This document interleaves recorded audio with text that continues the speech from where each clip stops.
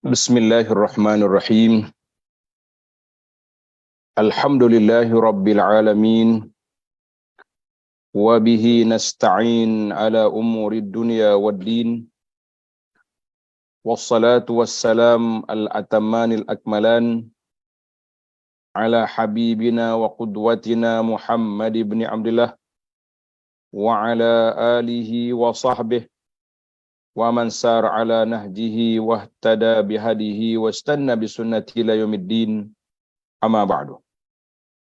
Yang dihormati moderator atau pengacara majlis, yang dimuliakan semua pihak pengurusan Lokal Ihsan, muslimin dan muslimat, para pencinta ilmu, pencinta Al-Quran.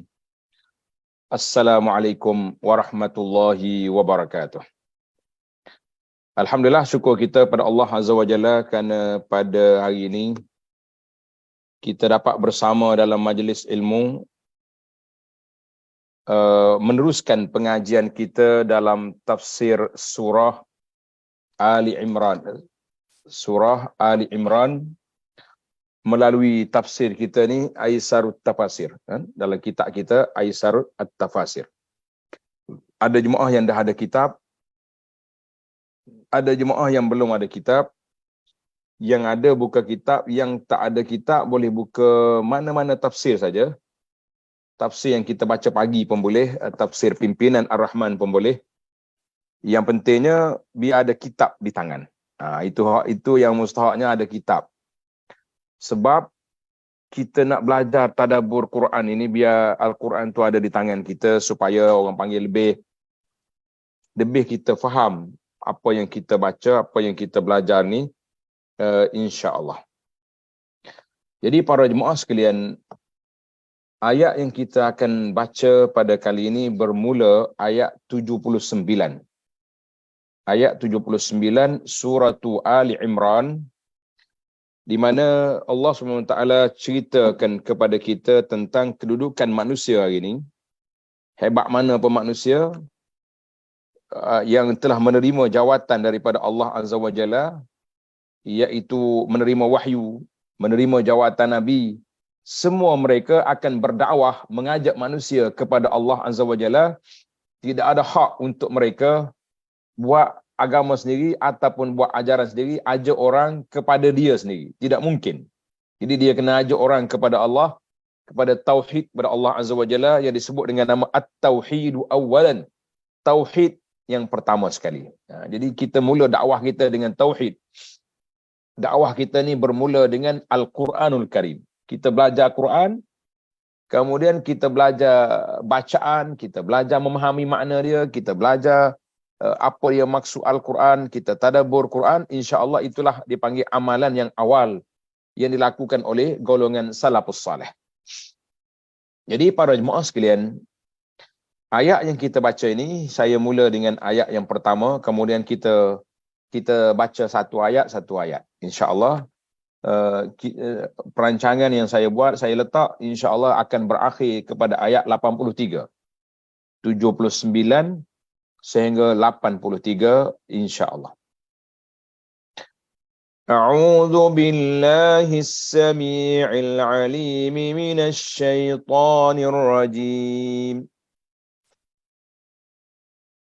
ما كان لبشر أن يؤتيه الله الكتاب والحكم والنبوة ثم يقول للناس كونوا عبادا لي من دون الله ولكن كونوا ربانيين بما كنتم تعلمون الكتاب وَبِمَا كُنْتُمْ تَدْرُسُونَ.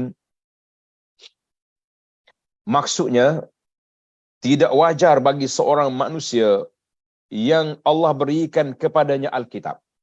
Jadi maksud Alkitab di sini kitab kita lah, iaitulah kitab Al-Quran. Ataupun kalau Nabi dulu, Taurah, Injil, Zabur, ikut Nabi masing-masing. Memberi kepadanya Alkitab, hikmah dan kenabian. Hikmah di sini kita tengok dulu. Terjemahan kemudian kita pergi kepada makna al-kalimat.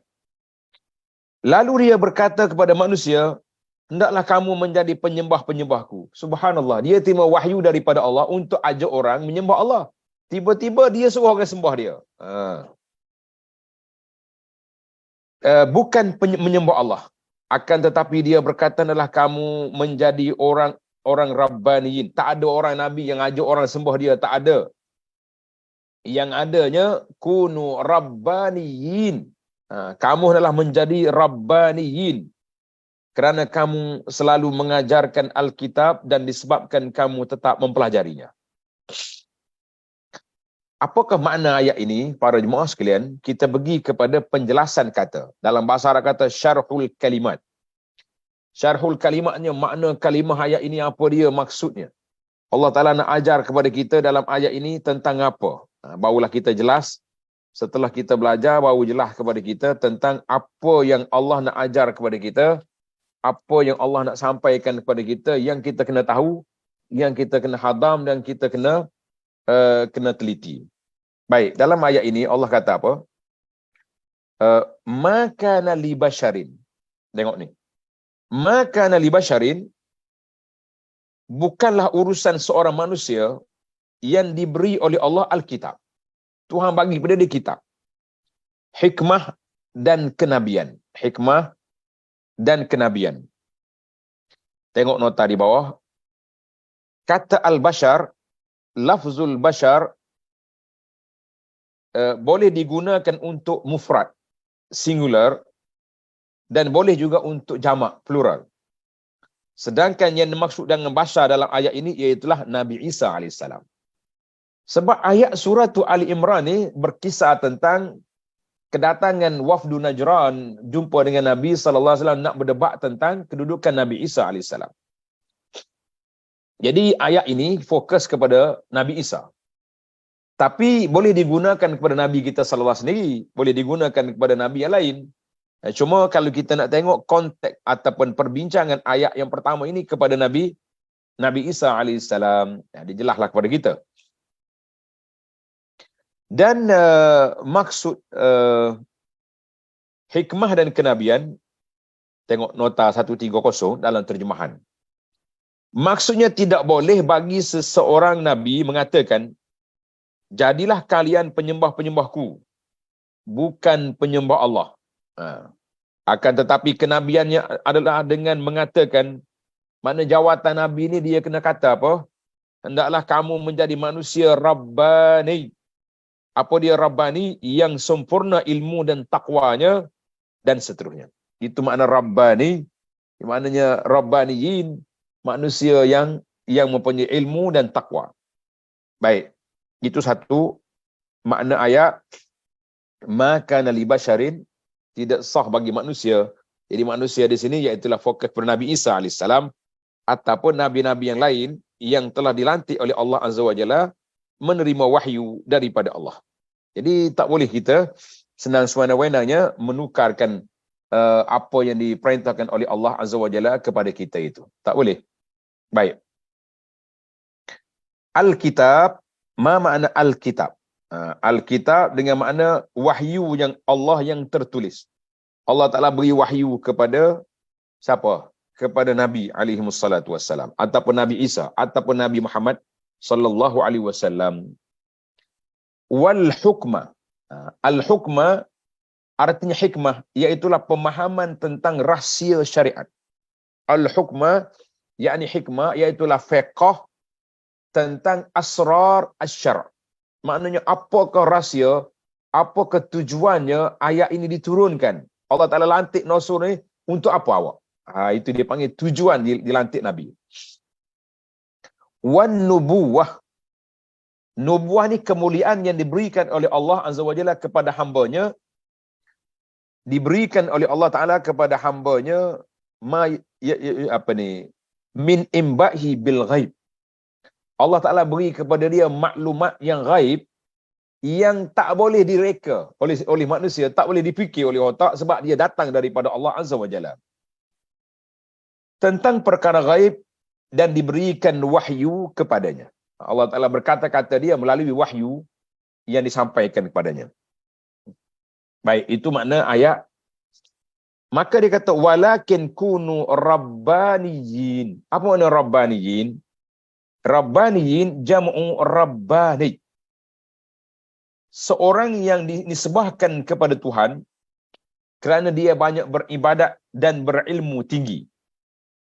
Boleh juga diambil daripada perkataan Rabban. Rabban yang berarti orang yang memperhatikan kepentingan manusia dan yang selalu memperbaiki serta mengurus segala keperluan manusia. Jadi kita kata Rabbani ini ada dua kategori. Sama ada dia dekat dengan Allah Azza wa Jalla ataupun dia ni seorang yang prihatin kepada manusia. Itu Rabbani. Ini kita hari ni mudah-mudah ya ulama Rabbani. Ulama apa Rabbani? Yang duduk zikir kuat-kuat, yang duduk mengajar pelik-pelik, solat jemaah pun tidak, itu Rabbani. Itu dia panggil persepsi yang kita buat sendiri, nak angkat darjat orang-orang yang kita suka, orang yang kita sayang, sehingga tak boleh ditegur lagi. Ini satu benda yang berbahaya dalam masyarakat. Rabbaniyin, arbaban itu dalam ayat yang ke seterusnya. Baiklah. Itu makna ayat yang pertama. Selesai. Kita berpindah kepada ayat yang ke-80. وَلَا يَأْمُرَكُمْ أَن تَتَّخِذُوا الْمَلَائِكَةَ وَالنَّبِيِّينَ أَرْبَابًا أَيَأْمُرُكُمْ بِالْكُفْرِ بَعْدَ إِذْ أَنْتُمْ مُسْلِمُونَ. Dan tidak wajar pula baginya menyuruhmu menjadikan malaikat dan para nabi sebagai Rab. Tak boleh. Apakah patut dia menyuruhmu berbuat kekafiran dan di waktu kamu sudah menganut Islam, menganut agama Islam. Jadi tak boleh lagi nabi-nabi mengajar benda yang tidak diajar oleh Allah kepada mereka. Apa makna arbaban? Tengok. Arbaban jamak dari kata Rab. Ar-Rab yang berarti tuan, pemimpin yang diberi pengabdian. Jadi dia kata Allah Ta'ala tak suruh nabi-nabi ni suruh jadikan malaikat, dan nabi-nabi itu arbaban, Tuhan selain daripada Allah Azza wa Jalla. Jadi tak mungkin. Kerja nabinya ajak manusia supaya beriman kepada Allah Azza wa Jalla, bukannya supaya mengabdikan diri kepada malaikat atau pada nabi itu sendiri. Tidak ada. Baiklah, itu ayat murukum bil kufri. Tengok mana ayat murukum bil kufri, dia panggil apakah dia menyuruh kamu berbuat kekafiran? Dalam bahasa Arab dia panggil istifham inkari. Istifham inkari maknanya pertanyaan dengan nada bantahan. Pertanyaan dengan nada bantahan dan penolakan.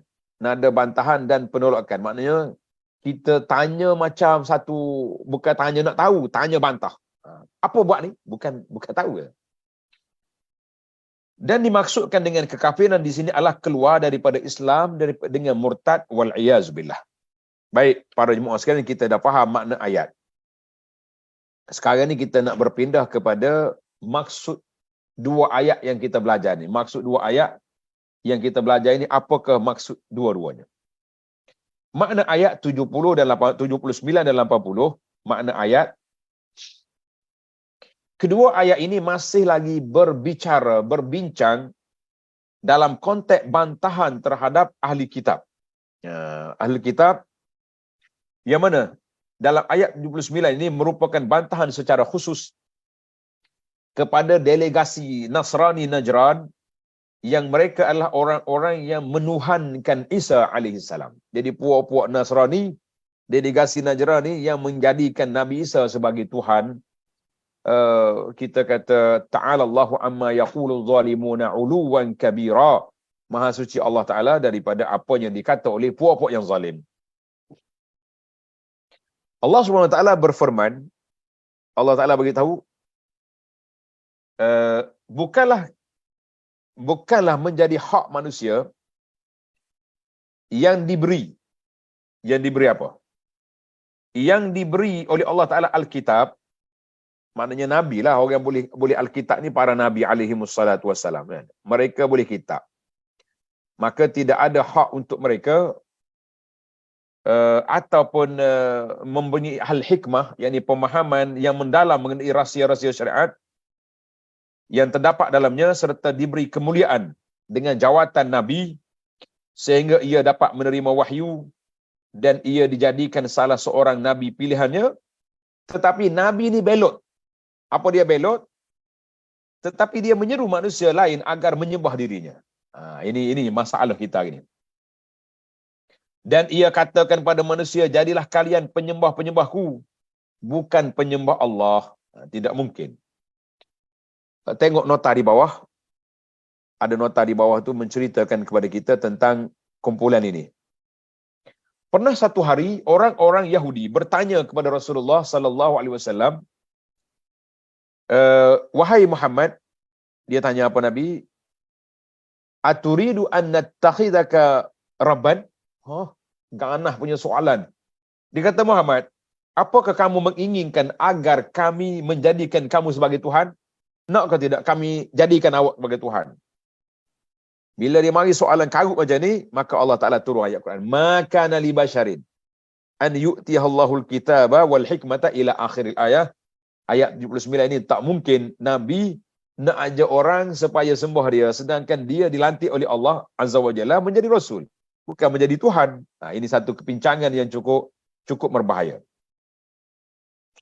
Hal semacam ini belum pernah dan tidak akan pernah terjadi selamanya. Nabi tak akan buat benda ni. Dan tidak pula hal tersebut boleh dibayangkan terjadinya. Bukan tak mungkin. Kalau begitu, mengapa kamu, wahai orang-orang Nasrani, berkeyakinan bahawa hal itu dilakukan oleh Nabi Isa AS? Nabi Isa ajak orang supaya sembah dia? Tak mungkin. Sesungguhnya orang yang diberi keutamaan yang sedemikian tinggi tidak akan berkata kepada umat manusia, jadilah kamu penyembah-penyembahku. Tetapi jadilah kemudian manusia Rabbani, yang berbuat baik pada manusia lain dan menunjukkan mereka kepada jalan menuju pada Allah melalui kudrat upaya mengajarkan Alkitab dan mendalaminya, agar mereka juga menjadi mulia dalam ketaatan kepada Allah dan hidup bahagia dengan ketaatan itu. Ini maknanya di sini Allah Ta'ala nafikan tuduhan jahat yang dibuat oleh Ahlul Kitab terhadap terhadap Sayyidina Isa Al-Masih alaihi wa ala nabiyyina salatu wassalam. Wa ala nabiyyina salatu wassalam. Baik. Sekarang kita berpindah pula kepada makna ayat yang ke-80 yang kita baca tadi.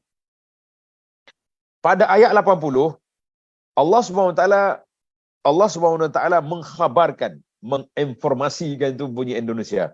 Kan? Sekarang ni orang suka cakap bahasa-bahasa Indon, bahasa-bahasa yang pelik-pelik. Kita cakap bahasa kita lah biar orang faham. Allah Ta'ala mengkhabarkan mengenai Rasulnya sallallahu alaihi wasallam, iaitulah Nabi kita Muhammad sallallahu alaihi wasallam, bahawa Nabi tidak menyuruh umatnya agar mereka menyembah kepada selain Allah yang Maha Tinggi. Tak ada. Nabi kita tak pernah buat benda tu. Sekalipun malaikat yang Maha Tinggi, sekalipun selain Allah Ta'ala itu malaikat yang mulia atau Nabi yang diutuskan, Allah Subhanahu Wa Ta'ala menolak anggapan yang mengatakan hal itu dilakukan oleh Rasulullah sallallahu alaihi wasallam. Dalam hal ini Allah berfirman, Allah kata apa? Aya'murukum bil kufri ba'da iz antum muslimun.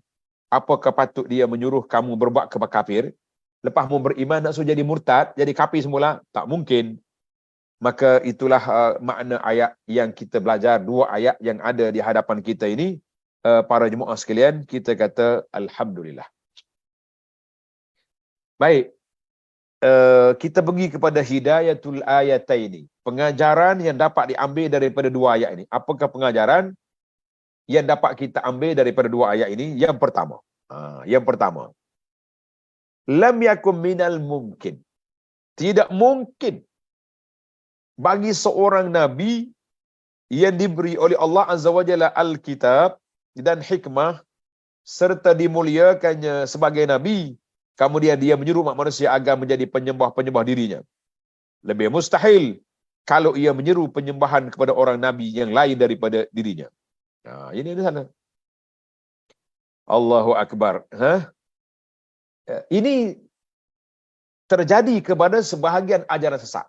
Jadi para jemaah sekalian, dari sudut orang panggil perhatian yang cukup dahsyat, yang cukup berbahaya kepada kita para jemaah sekalian, iaitu ada sekumpulan ajaran sesat. Di negara kita ke negara mana, dia menyeru manusia supaya memuja dia. Dia tak suruh sembah dia direct. Oh, kamu sembah aku. Tak. Tapi berselindung di sebalik kata-kata yang menunjukkan kepada pemujaan, kepada taqdisul askhas, mensucikan Tok Syekh ini, itu berlaku. Sampai dekat Tok Syekh tak pergi masjid pun tak apa. Tok Syekh ni kalau tak semaya dengan orang ramai pun tak apa, sebab dia semaya di Mekah, dia ahli hakikat, dia ahli makrifat. Kita mengatakan ini semua ni kekarutan yang berlaku dalam masyarakat. Kalau tuan-tuan terjumpa benda macam ni, jauhkan diri daripada perangkap-perangkap maut yang dimainkan oleh syaitan. Jadi dia panggil talbisu iblis.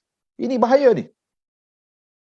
Mula-mula dia tak ada, mula-mula dia tak peringkat tu lagi, peringkat syekh kita ni orang hebat, orang ni akhir sekali disucikan syekh. Dia buat apa pun tak haram bagi dia sebab makam dia tinggi, kedudukan dia hebat. Jadi dia diboleh belaka hak dia. Kita kata ini cukup berbahaya. Gerakan-gerakan ini cukup berbahaya. Dia minta orang supaya puji dia je. Akhir sekali dia panggil taqdisul askhas, mensucikan Tok Syekh ni daripada sebarang dosa, sebarang benda yang walaupun dia menyalahi syarak, tapi dia anggap suci, dia anggap mulia sebab mereka telah mendapat konon-kononnya kemuliaan di sisi Allah Azza wa Jalla. Ini satu benda yang menakutkan kita para jemaah sekalian. Baik. Perkara yang kedua, yang dianggap sebagai sadatun nas, menjadi ketua di kalangan manusia ini, ialah orang-orang yang bersifat Rabbani. Apa dia Rabbani? Mereka yang mendidik umatnya dengan ilmu dan hikmah. Membangun kehidupan yang lebih baik dan membimbing mereka ke jalan yang benar, itu dipanggil ulama Rabbani. Ulama yang bertakwa kepada Allah, yang takut kepada Allah, yang patuh pada syariah, yang beramal dengan sunnah Nabi SAW. Barulah jadi Rabbani. Ini sunnah tak letak mana? Bahasa orang muda sekarang, sunnah ke laut, tapi mendakwa mereka lah orang yang ikut sunnah Nabi SAW. Kita kata satu kepincangan yang cukup dahsyat di zaman kita hari ini para jemaah sekalian. Jadi hati-hatilah kita daripada terjebak dengan perkara yang tidak baik ini. Yang ketiga, uzama'un nas, orang-orang besar adalah orang yang mengajarkan kebajikan kepada orang lain dan memberi petunjuk bagi mereka menuju kehidupan yang lebih baik, menuju pada kehidupan yang lebih baik. Imam Ibnu Abdul Bar, Ibnu Abdul Bar ni seorang tokoh ulama yang hebat. Dia kata apa? Meriwayatkan daripada Sayyidina Ali radhiyallahu anhu. Kita ahli sunnah ni kita kata Ali radhiyallahu anhu. Paling tidak pun karramallahu wajhah, tapi eloknya kita kekalah Ali radhiyallahu anhu sebagaimana Sayyidina Abu Bakar, Umar, Uthman radhiyallahu anhu, Ali juga radhiyallahu anhu. Tapi kalau ada orang cakap Ali alaihi salam, itu salah satu daripada simptom Syiah. Puak-puak Syiah ni dia bangun sama dia. Puak-puak Syiah dia akan bangun sama dia. Nah, kita boleh tengoklah sekarang ni. Kalau nampak awal-awal lagi dah pergi cari geng Syiah tu, nampaklah tu bangun-bangun sudah ada. Jadi penggunaan istilah juga boleh dikenali puak-puak Syiah ni. Kata Sayyidina Ali radhiyallahu anhu, sesiapa yang berilmu, mengetahui dan beramal dengan ilmunya itu, kemudian mengajarkannya. Dia beramal, dia tahu, dia mengajar, ia disebut di alam samawi sana sebagai orang besar. Jadi dia panggil orang besar fi malakutis samawati aziman. Ungkapan senada juga diriwayatkan daripada Nabi Isa alaihissalam, daripada Nabi Isa alaihissalam. Kita kata alhamdulillah. Baiklah para jemaah sekalian, kemudian yang keempat, sujud kepada selain daripada Allah, sujud as-sujudu li ghairillahi ta'ala adalah perbuatan yang boleh membawa kepada kekufuran. Kalau dia sujud dengan niat sembah, maka itu boleh bawa kepada kekufuran. Kerana ayat 80 ini turun sebagai jawapan kepada orang-orang yang ingin bersujud kepada Nabi sallallahu alaihi wasallam, maka Allah berfirman, aya'murukum bil kufri, apakah patut dia menyuruh berbuat kekafiran dikala kamu sudah menganut agama Islam. Jadi ini adalah perbahasan ulama ya. Dia kata kalau sujud tidak niat nak sembah, tidak kufur, tapi perbuatan itu salah, dosa. Kita mengatakan bagaimana kita nak tahu niat orang? Sebab itulah dalam kaedah Islam dia panggil sadduz zara'i, menyekat lorong-lorong, pintu-pintu yang boleh membawa kepada kesyirikan dan kekufuran. Jangan benar anak murid mari sembah tok guru. Walaupun dia tak niat nak sembah, niat nak hormat, mari cium kaki sampai sujud-sujud. Kita kata perbuatan ini cukup berbahaya, berisiko tinggi. Berisiko tinggi. Mungkin orang yang faham dia niat hormat. Nanti mari yang kemudian dia niat apa? Dia niat sembah. Ini satu benda yang berbahaya. Jangan main-main. Para pendakwah, para asatizah, jangan bermudah-mudah mengajar manusia, masyarakat supaya sujud pada Tok Syekh. Mungkin peringkat awal dia sujud hormat, itu pun perbuatan itu salah, tapi orang yang mari kemudian dengan cukup dengan fanatik, dengan ta'assub, dengan takdis guru, akhir sekali mereka menyembah. Wallahu alam. Sebab itu dalam tafsir Ibnu Katsir, ketika menafsirkan ayat kana nasu ummatan wahidah, manusia ni umat yang satu, dia bawa cerita punca berlakunya penyembahan di atas dunia ni, sembah berhala atas dunia, mari daripada mana? Umat Nabi Nuh alaihissalam, iaitulah kaum yang selepas daripada kebangkitan Nabi Adam. Sebelum Nabi Nuh berlakunya penyembahan berhala, hasil daripada patung-patung yang dibuat untuk mengenangi orang-orang soleh yang mati di kalangan mereka. Akhir sekali patung itu jadi berhala. Itu permainan syaitan. Hati-hatilah tuan-tuan, para pendakwah jangan bermudah-mudah memberi ruang yang selesa kepada geng-geng yang duk mai sujud pada Tok Syekh. Akhir awalnya hormat, awalnya ambil berkat, akhirnya akan menjadi penyembahan, wal iyazbillah. Baiklah, kita berpindah kepada ayat yang ke-81. 81. وَإِذْ أَخَذَ اللَّهُ مِيثَاقَ النَّبِيِّينَ لَمَا آتَيْتُكُم مِّن كِتَابٍ وَحِكْمَةٍ ثُمَّ جَاءَكُمْ رَسُولٌ مُصَدِّقٌ لِّمَا مَعَكُمْ لَتُؤْمِنُنَّ بِهِ وَلَتَنصُرُنَّهُ قَالَ أَأَقْرَرْتُمْ وَأَخَذْتُمْ عَلَى ذَلِكُمْ إِصْرِي قَالُوا أَقْرَرْنَا قَالَ فَاشْهَدُوا وَأَنَا مَعَكُمْ مِنَ الشَّاهِدِينَ. Maksud dia, dan ingatlah ketika Allah Azza wa Jalla mengambil perjanjian dari para nabi. Allah Ta'ala buat perjanjian dengan para nabi, sungguh apa saja yang aku berikan kepadamu berupa kitab dan hikmah, kemudian datang kepadamu seorang rasul yang membenarkan apa yang ada pada kamu, dan saya kamu akan bersungguh-sungguh beriman kepadanya dan menolongnya. Sepatutnya begitu. Makna orang dulu, umat dulu, bila dia baca dalam kitab dia akan datang Nabi akhir zaman, patutnya bila munculnya Nabi SAW, mereka terus sokong, support, terus beriman. Allah berfirman, apakah kamu mengakui dan menerima perjanjianku terhadap yang demikian? Mereka menjawab, qalu aqrarna, kami terima ya Rabb. Qala aqrarna qala fashhadu wa ana ma'akum minasyahidin. Mereka menjawab kami, Allah berfirman, kalau begitu saksikanlah wahai para nabi, dan aku menjadi saksi pula bersama kamu. Apa dia maksud ayat ini? Tuan-tuan, para jemaah sekalian, Allah Ta'ala sebut lama ataitukum.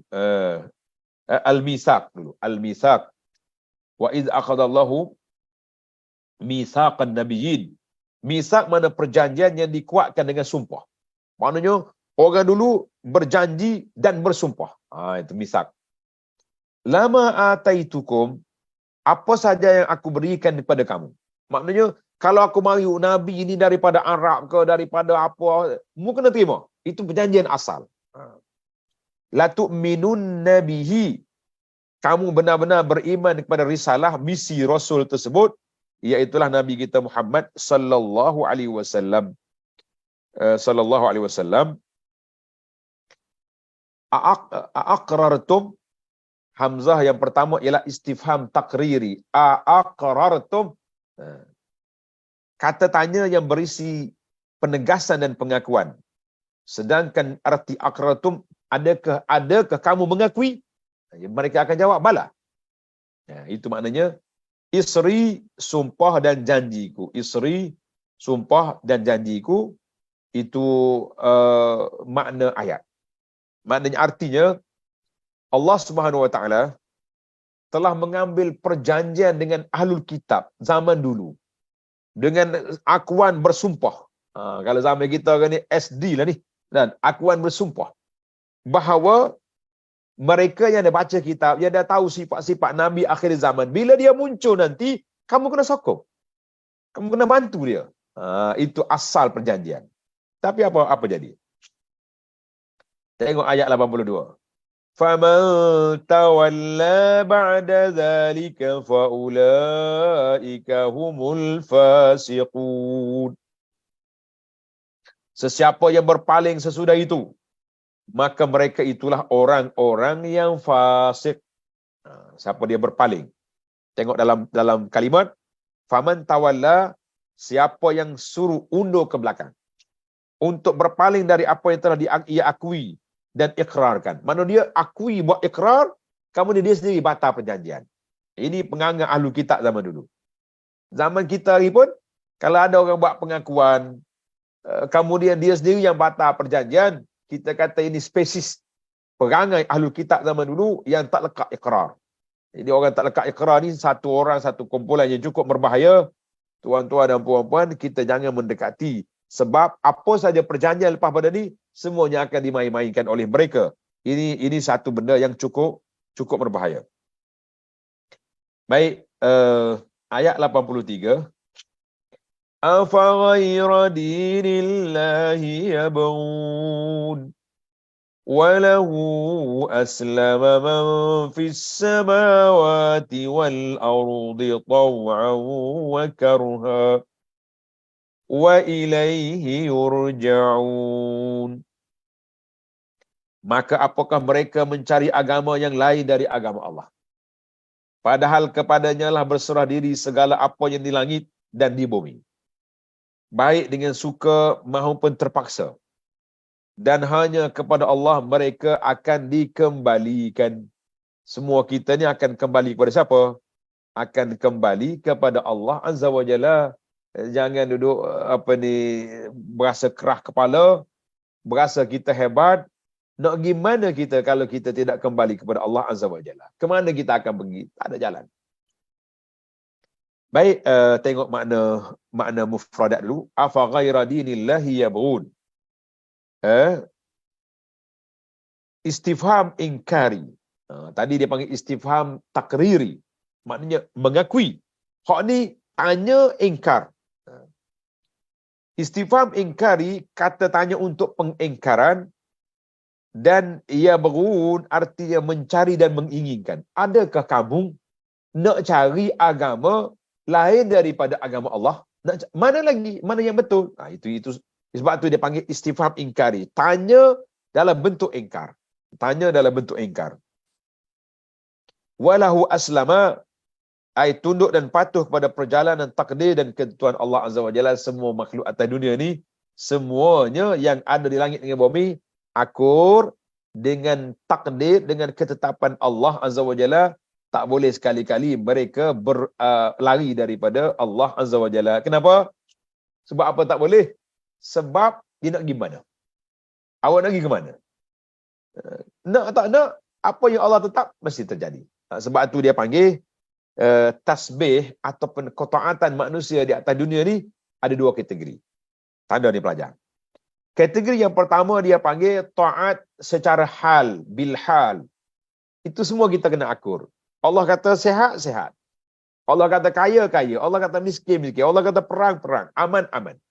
Tapi akur mengikut ketaatan itu untuk orang beriman saja. Yang kafir tidak akan ikut. Yang kafir tidak akan taat. Dia tidak akan buat, dia tidak akan ikut. Sebab apa? Sebab memang dia tak beriman kepada Allah Azza wa Jalla. Tapi secara umumnya, secara globalnya, walahu aslama man fis samawati wal ardi tau'an wa karhan.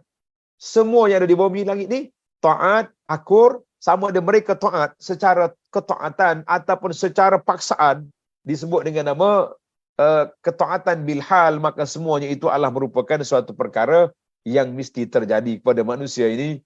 Tamatlah makna ayat itu. Baik, sekarang kita pergi kepada huraian makna ayat. Makna al-ayat. Makna 3 ayat ni. Ayat 81, 82, 83. Huraian makna dia, tafsir dia.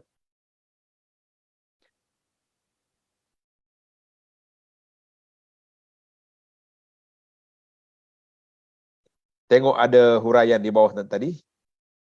Imam Ibn Kathir rahimahullah ta'ala, nota 134. Meriwayatkan daripada Sayyidina Ali bin Abi Talib dan Ibnu Abbas radhiyallahu anhuma. Qala, dua orang sahabat ni kata, setiap kali Allah mengutus seorang Nabi, maka Allah selalu mengambil perjanjian dengannya. Iaitu Allah telah mengutuskan Muhammad sallallahu alaihi wasallam sedangkan Nabi itu masih hidup.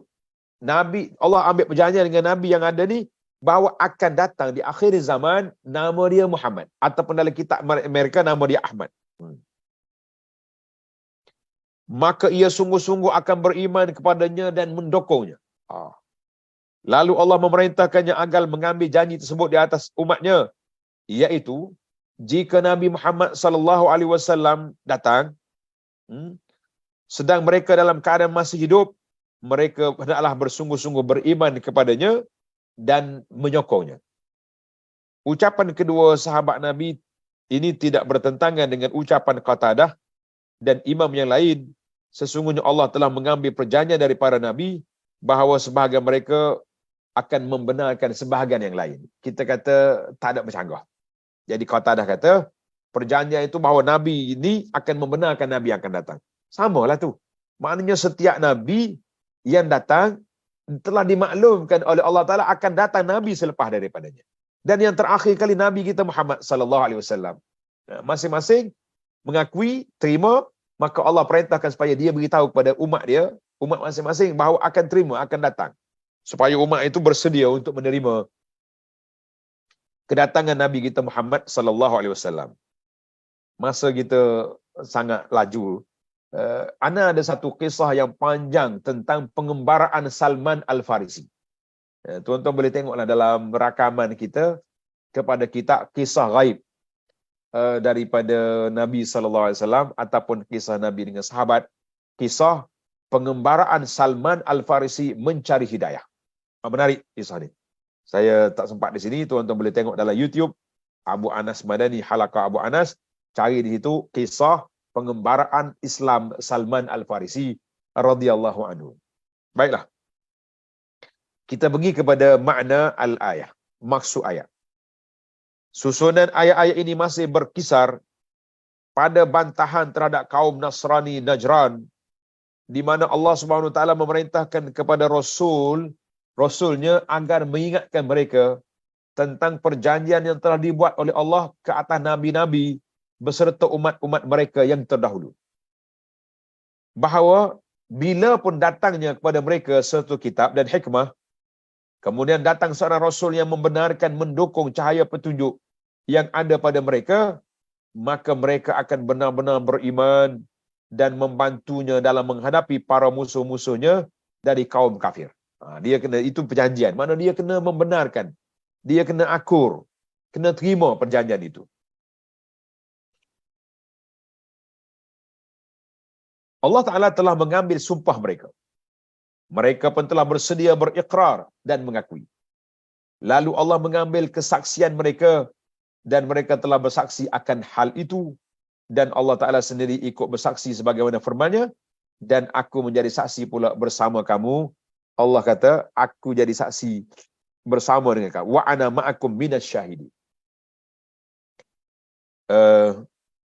Kemudian Allah Ta'ala menguatkan sumpah itu sekali lagi dengan mengingatkan bahawa siapa sahaja yang menyalahi perjanjian ini dan tidak menepatinya, bererti dia menjadi fasik yang akan menerima ganjaran sebagaimana orang-orang fasik yang lain. Allah Ta'ala berfirman, sesiapa yang berpaling sesudah itu. Sudah apa? Faman tawalla ba'da zalik. Berpaling sesudah itu, tengok nota di bawah, yakni 135. Mengingkari janji dan menjadi orang fasik merupakan hal yang mustahil terhadap para nabi dan para rasul. Kerana itu, sebenarnya yang diambil sumpahnya dalam ayat ini adalah para pengikut mereka. Akan tetapi dikatakan di sini dengan menggunakan perjanjian kepada para nabi dan para rasul, kerana mereka lah yang akan menyampaikan dan menjelaskannya kepada para umatnya tentang apa yang dituntut oleh Allah dalam perjanjian itu. Kerana itu, Allah mengatakan, kalau begitu, saksikanlah wahai para nabi ke atas umat masing-masing. Itu maknanya janji Allah Ta'ala. Maka mereka itulah orang-orang yang fasik, mana siapa yang berpaling setelah buat perjanjian, setuju belaka, lepas tu tinggal. Itu orang fasik nama dia. Perjanjian ini telah dilanggar oleh kaum Yahudi dan kaum Nasrani, sebab mereka tidak mahu beriman kepada Nabi Muhammad sallallahu alaihi wasallam dan wahyu yang diterima oleh Nabi. Padahal mereka telah diambil sumpahnya oleh Allah agar beriman kepada Nabi dan menyokong perjuangannya. Tetapi mereka engkar dan menghina Nabi kita Muhammad sallallahu alaihi wasallam. Akibatnya mereka menjadi manusia fasik, jahat, dan akan mendapat azab yang keras, yang seksaan yang berat pada hari kiamat nanti. Selanjutnya, Allah SWT mengherdik kaum ahli kitab dengan firman-Nya. Allah Ta'ala marah pada ahli kitab dengan firman-Nya, afa ghaira dinillahi yabghun, apakah mereka mencari agama yang lain dari agama Allah? Tengok nota di bawah tu sikit. Dia kata istifham, kalimat tanya di sini diperlukan untuk mengherdik dan mencerca. Afa ghaira dinillahi yabghun. Diriwayatkan dari Al-Kalbi bahawa Ka'ab bin Al-Ashraf, tuan-tuan kena ingatlah, siapa dia ke Ka'ab bin Al-Ashraf ni? Seorang bapa Yahudi yang menjadi kepala penyagak di Madinah. Ka'ab bin Al-Ashraf ni seorang Yahudi bersama kawan-kawannya berhakim kepada Nabi sallallahu alaihi wasallam. Dia mari jumpa Nabi, suruh Nabi putuskan hukuman di atas persengketaan antara mereka dengan orang-orang Nasrani. Mereka bertanya, siapakah di antara kami yang paling berhak ke atas agama Nabi Ibrahim? Maka Nabi sallallahu alaihi wasallam jawab, kedua-duamu Yahudi, Nasrani, dua-dua tak ada berhak. Sudah. Kedua-dua terlepas dari agama Ibrahim. Yang betul berhaknya kita, umat Muhammad sallallahu alaihi wasallam. Mereka lalu berkata, kami tidak mau mengambil keputusanmu dan tidak mau mengikut agamamu. Maka turunlah ayat 83 ini. Turun ayat 83 ini bahawa mu ni kacau buat Yahudi. Apa ghaira dinillahi yabghun? Turun ayat ni. Nak mana lagi mu ni? Tadi mari tanya. Untuk maklumat para jemaah, cerita Yahudi Ka'ab bin Ashraf ni saya dah masukkan dalam buku ni. Buku Madinah Munawwarah, kelebihan dan sejarah, tuan-tuan boleh cari dan tengok dalam bab tempat-tempat peninggalan sejarah di Madinah. Salah satu daripada tempat yang kita nyatakan itu iaitulah kubu Ka'ab bin Al-Ashraf. Kota Ka'ab bin Al-Ashraf ada di sini di muka surah 175. Tuan-tuan boleh baca dalam buku yang saya usahakan ini, insya-Allah. Baik, kita pergi kepada seterusnya. Padahal semua makhluk yang menghuni langit dan bumi telah patuh dan tunduk kepada Allah Azza wa Jalla secara rela ataupun paksa. Tengok nota di bawah. Nota di bawah kata apa? Rela ataupun paksa, yakni setiap makhluk tunduk dan pasrah kepada tabiat. Kepada tabiat perjalanan dunia ini sendiri. Tak ada itu.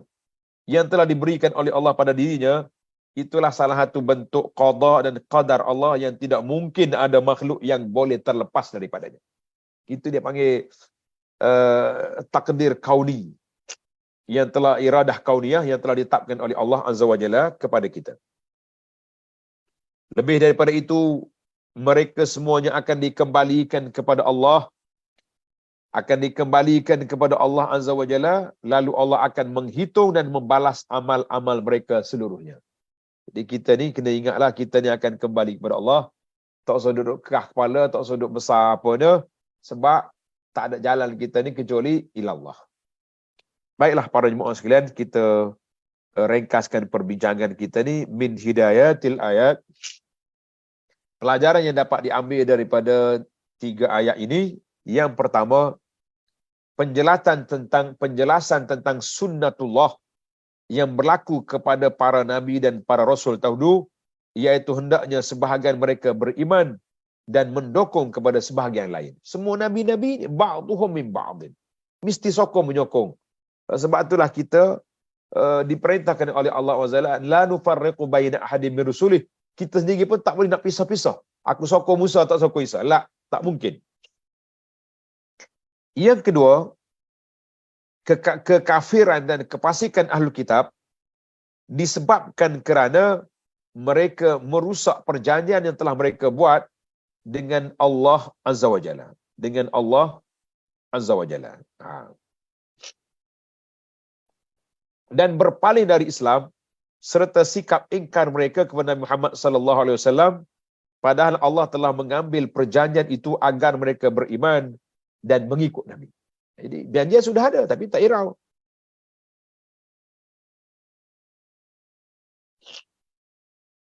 Celaan yang keempat,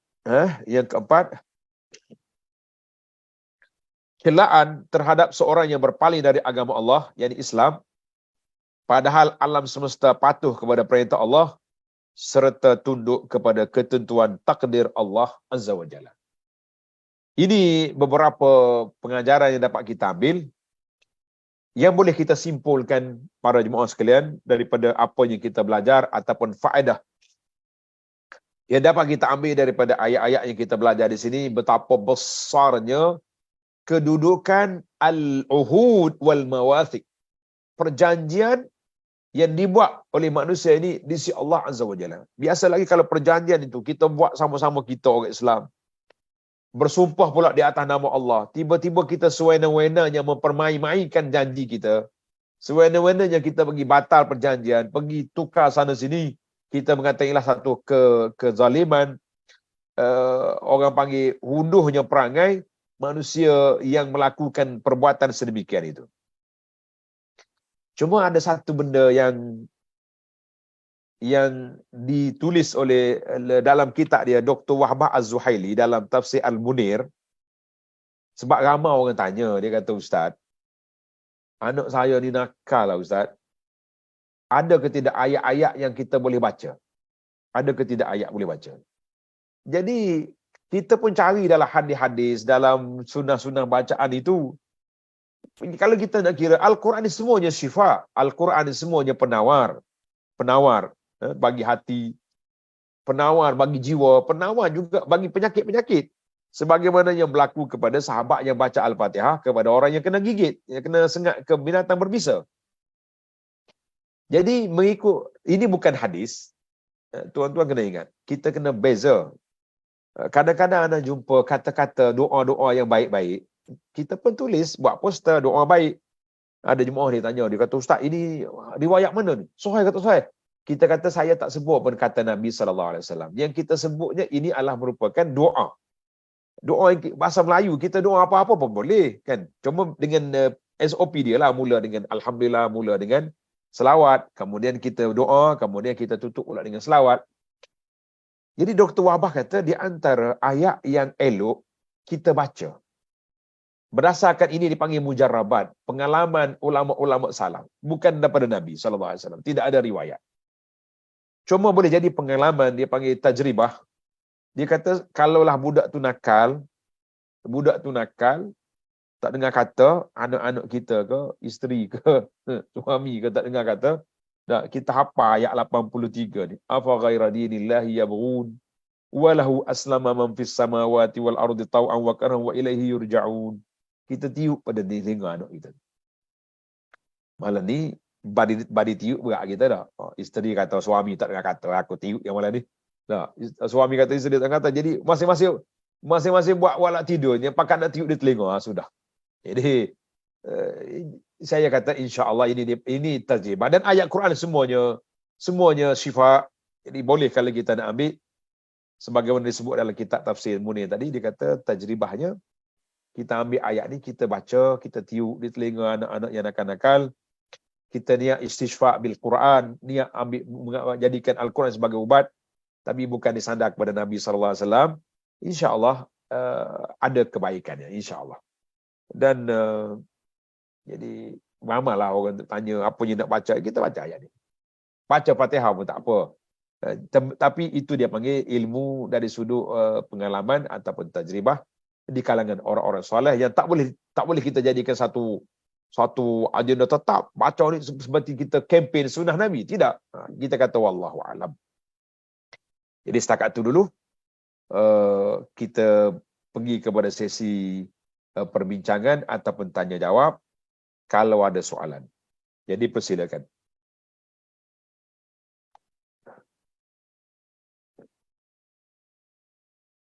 Datuk, ada soalan daripada Facebook. Sila. Anda baca ya? Sila. Assalamualaikum, soalan berkaitan tauhid. Ada dengar orang bergurau. Dia kata, hang jangan, nanti aku hantar jin datang ganggu hang nanti. Adakah perkara ini termasuk dalam membatalkan tauhid? Dia sebut tadi pun macam gurauan, dia katakan. Jadi kalau gurauan, taklah jadi siapa mereka membatalkan tauhid. Cuma kata-kata itu tidak baik. Kenapa kita nak hantar jin, hantar benda-benda yang gaib, yang tak nampak tadi? Baik dia kata, lebih senang kita kata, nanti kalau kamu buat nakal, aku hantar polis. Tak apa, benda kita nampak. Tapi hantar jin, siapa dia nampak? Silap-silap jin tergigit dia pula, bukan gigit orang yang kena. Ana pagi tadi, selepas kuliah subuh, tiba-tiba datang seorang dalam masjid kita. Dia datang, dia kata, saya nak cakap dengan Abu Anas. Saya kata, silakan. Dia kata dia confirm dah. Dia sebutlah nama orang ni. Orang ni lah yang kena pada dia, kena pada mak dia, sehingga mak dia tak boleh makan, sehingga dia tak boleh kahwin. Macam-macam. Jadi awak nak apa dengan saya? Dia kata, Ustaz, saya mintalah Ustaz solat hajat hari ni, hari Jumaat. Kemudian minta Allah hantar balik semua sihir-sihir dia tu, kena dia kepada kami, biar tu hantar balik. Saya kata, bukan kerja saya mai hantar-hantar ni. Sebab confirm ke dia yang buat yang pertama. Confirm dah. Siapa confirm? Tak bomo confirm. Kita kata boleh percaya kan ke bomo. Jadi kata-kata perbuatan seperti ini jangan digurau-gurau, jangan mengaku benda gaib, tidak baik. Macam dia tu gurau tadi. Ni kalau nak aku hantar jin mari. Itu lebih pada gurauan, tapi gurauan yang tidak sepatutnya. Sebab kita bergurau dengan benda-benda yang tak nampak. Kalaulah andai kata takdir Allah SWT, kawan tu sakit sungguh. Mesti orang akan tuduh awak yang buat. Walaupun awak bergurau, tak pernah terfikir pun nak hantar jin, ataupun istilah orang kampung dia panggil penggawa. Jin ke penggawa ni, kita tak fikir pun nak, tapi kita gurau. Jadi gurauan itu yang jadi tak baik. Sebab itulah kata ulama, innal bala'a muwakkalun bil mantiqi. Bala tu kadang-kadang dia datang dengan sebab ucapan kita. Jadi wallahu alam.